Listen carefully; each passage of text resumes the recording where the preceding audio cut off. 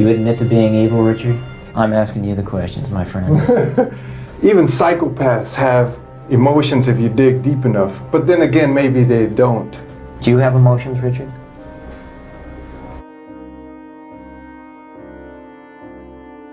How do people with prominent psychopathic traits speak and behave? What are some of the most important warning signs? Richard Ramirez, dubbed the Night Stalker, murdered people during often nightly break-ins. Who was the man who was capable of doing this? How do his statements give clues about his personality? Welcome to the channel where we look at what people say, what they really say. If you're excited about how language works, subscribe for more videos. What do you want the world to know about you? The world has been fed many lies about me. I have read very few truths. Ramirez hints at his interest in the public's perception of him, in his image. He says he's read very few truths, which suggests that reading about himself is ongoing.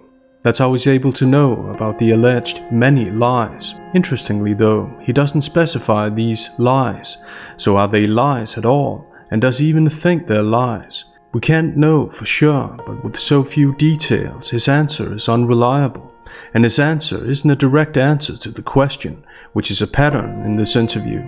The answer he gives indicates that he wants to control the truths people have fed about him. Who are you?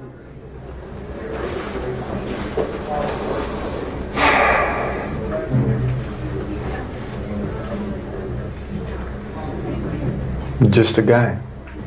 Just a guy. The long pause is the first hint that this answer is unreliable. In conversations, long pauses indicate a so-called problem source, problems in answering the question. It suggests that there are things on a speaker's mind that he or she doesn't say, undisclosed information, whatever it may be. The second hint is the adverb just, which is used to compare one thought to another thought, typically the opposite thought. Like when someone says, we're just friends, they're comparing being friends to the opposite of just being friends. Thus, it's very likely that Ramirez is comparing being just a guy to not just being a guy. Either way, this adverb has an oversimplifying function. The third hint is Ramirez's modus operandi, leaving occult symbols on his victims and thus sending a clear message to law enforcement that they're dealing with someone dangerous and also unique. The fourth hint is his high level of self-awareness or narcissism. Thus, there are many indications that Ramirez knows that he isn't just a guy and doesn't want to be either. So maybe he's content with the many lies after all. Lies, so-called, that make him look as scary as his modus operandi suggests that he wants to be perceived. People with prominent psychopathic traits want to be seen as dangerous. This flies in the face of their references to being normal, just a guy, which exposes these references for what they are, a tactic, and not who they really are.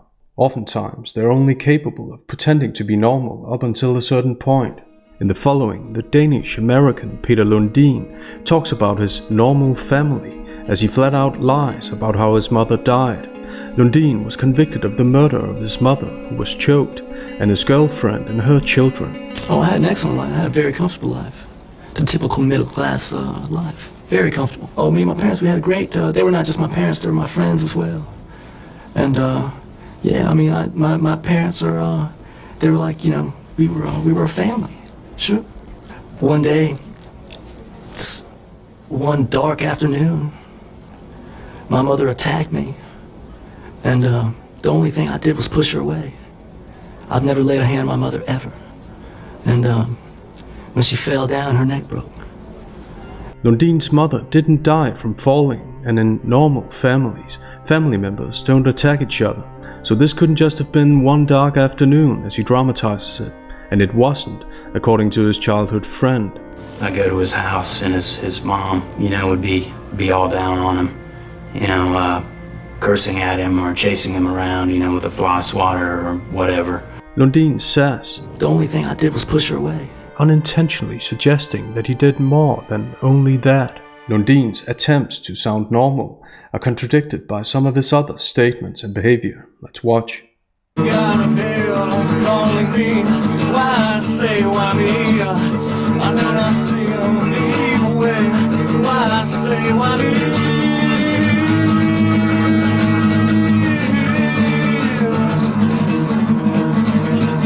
So free.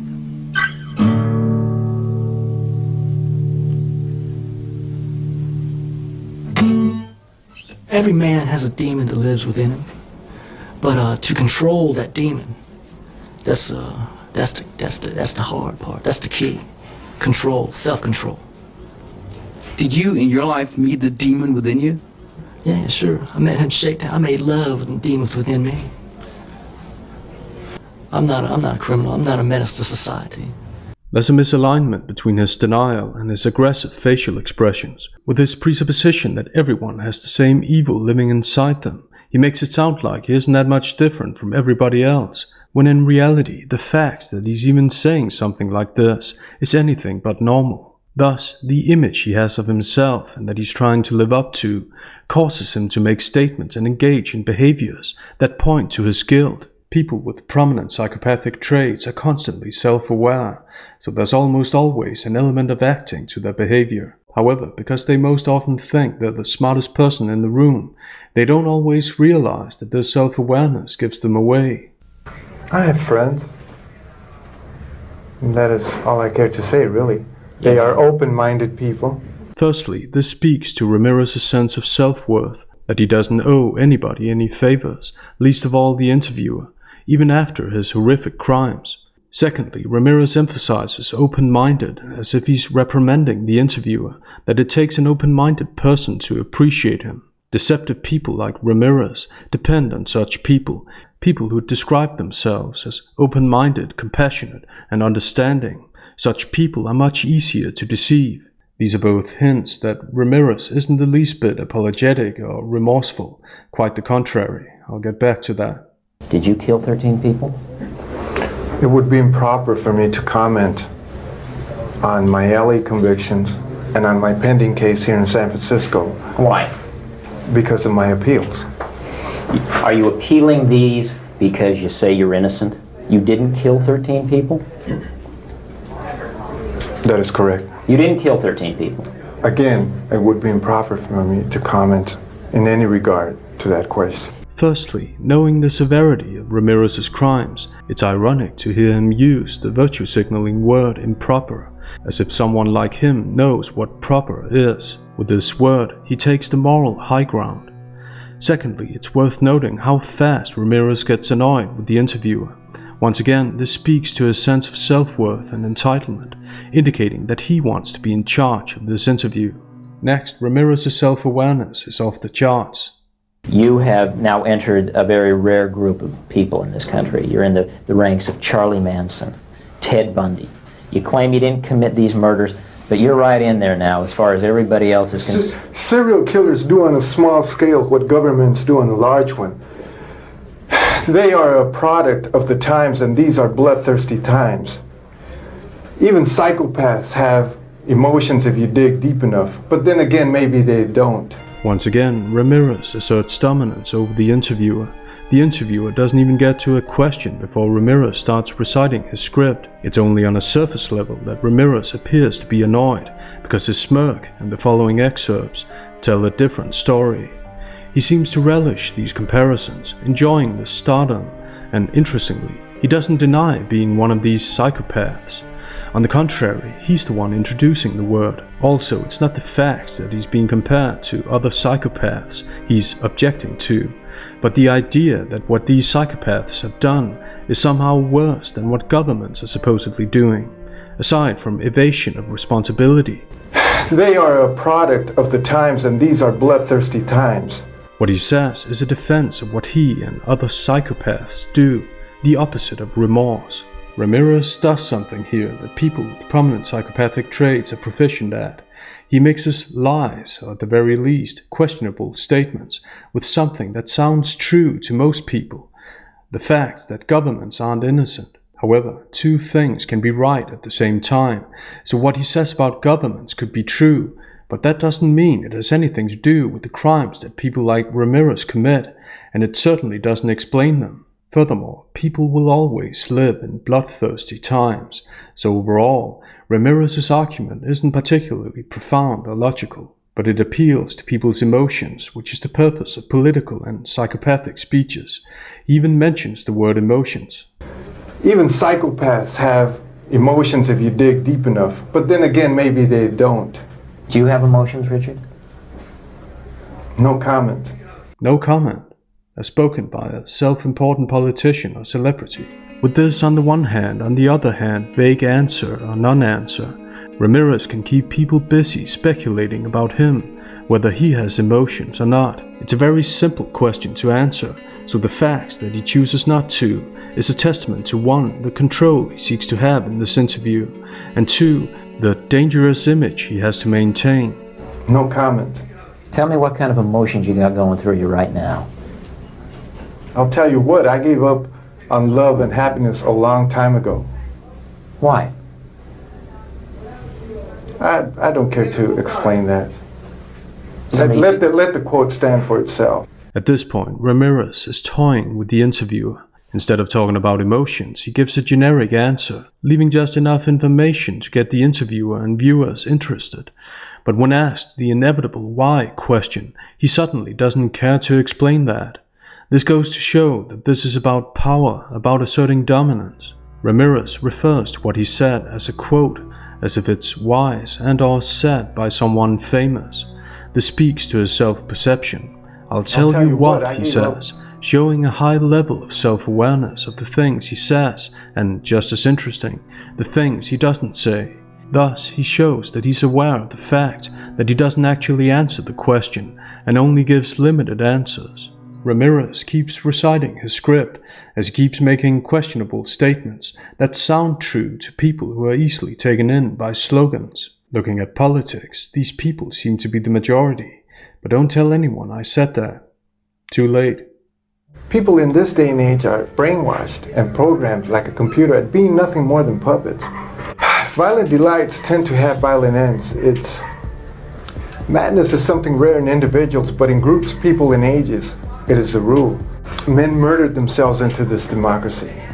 You're good at reading your script, Richard, but you're not much at answering my direct questions. Ramirez's laughter at the end points to him knowing that he's not being forthcoming and sincere. This knowledge explains the big logical leaps in his speech, going from people as puppets to delights and ends to madness being a rule for people in groups.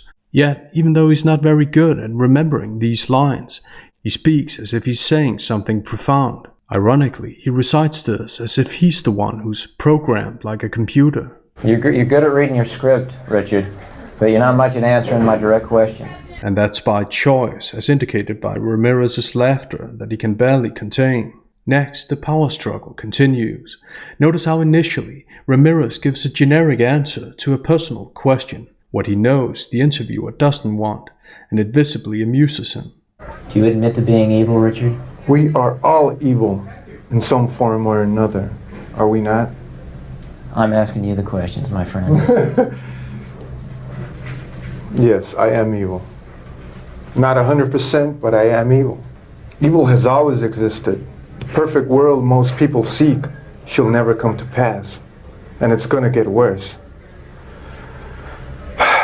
The great epochs of our life is when we gain the courage to rebaptize our evil qualities as being our best qualities. And with this, Ramirez glorifies the evil he's done.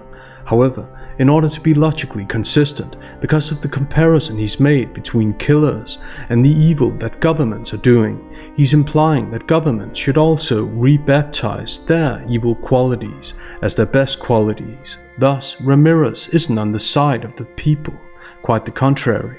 He isn't on anybody's side. His statements are by definition antisocial, contrary to the laws and customs of society, without regard for other people's feelings and safety. Furthermore, what he says could be said to be pretentious, as if it's not even his own words. Yet, it doesn't take more to persuade certain people. Look at these comments from the original video. I hate to admit it, but he makes a good point when he talks about serial killers and the government. Yeah, that's what I was thinking. It's kinda scary how analytical serial killers are. Good point. Analytical. And judging from the amount of likes, they aren't even alone in thinking this.